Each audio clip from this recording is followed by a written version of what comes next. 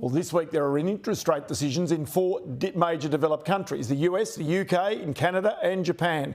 Our next rate decision from the Reserve Bank, of course, doesn't happen for a fortnight from tomorrow. Let's take you through the odds of rate movements in all these places, though. The US markets say a 97.3% chance of a 0.25% rate cut and a 2.7% chance of it being 0.5%. In the UK, markets give a 99.1% chance of no rate cut. In Canada, an 89.5% chance of a 0.25% cut. In Japan, a 94.6% chance of no rate cut. Here in 2 weeks' time, 79.8% chance, no rate cut. But on Thursday this week, the latest unemployment rate for August is due out, with a watching brief to see if it rises from the current 4.2%. Independent economist Warren Hogan joins me now. Warren, this is pretty important. The unemployment number is going to be really important for the Reserve Bank, but even the movements of those other central banks will give some steer as to where the Reserve Bank might head in the near term.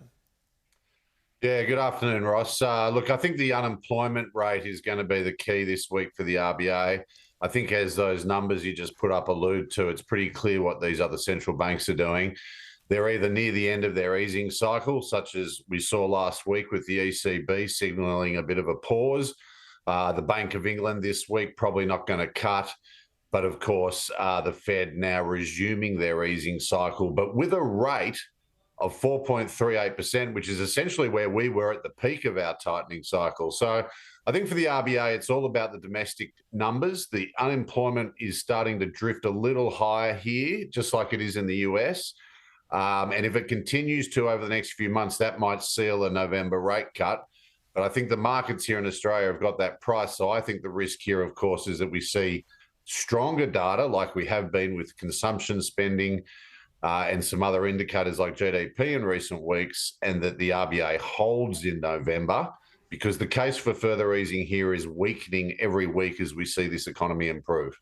Okay, so as the economy improves and as we potentially need fewer rate cuts, but in the United States with tariffs, it may need more rate cuts to help stimulate its economy. It would seem that's the explanation for our dollar suddenly popping almost to one-year highs. Yeah, that's exactly right. And the US is at a critical juncture. As I said, their rate's actually pretty high.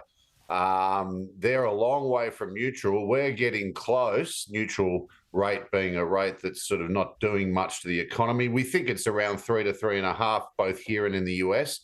So they can cut a lot if their economy's weak. The problem for the Fed is that inflation is actually showing signs of picking up, just as these tariffs are starting to put upward pressure on prices for US consumers. The tariffs are only about a third of their way through in terms of their effect on prices in the US. And what we don't know is there going to be a negative response from US consumers because their effectively cost of buying things has gone up, or do they wear that? And of course, then the Fed worries about the inflation repercussions. So the US economy is at a critical juncture. At the moment, the market is factoring in at least 3, if not 4 rate cuts in the next 6 to 12 months. And that's going to start this week for sure with a 25-point cut. Okay, bring it back here a little bit as well, because if we start to see these unemployment rates start to rise, the economy is picking up, but maybe not quickly enough to actually overcome the slackness in some parts of the labour markets, then what I wonder is what sort of priority, because you know what the political noise is going to be all about. Unemployment rises, the Reserve Bank needs to cut interest rates regardless of where inflation is. Yeah, well, look, that's really the heart of this, the big picture here, because we're in an economy that's has got shortages of labour, and over the decade ahead, we're going to use technology to change our whole labour force. And we saw with ANZ all these job loss announcements. This is just the start of this sort of process of reorganising our labour force. But of course, people don't just walk out of a job in an insurance company or a bank and then walk into an aged care facility.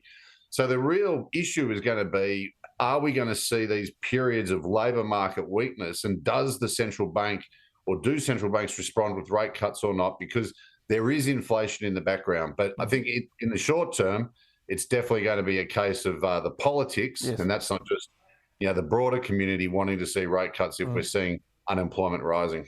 I'll tell you what, Warren Hogan, always good to have you on the program, and many thanks for your time today. Thanks, Ross.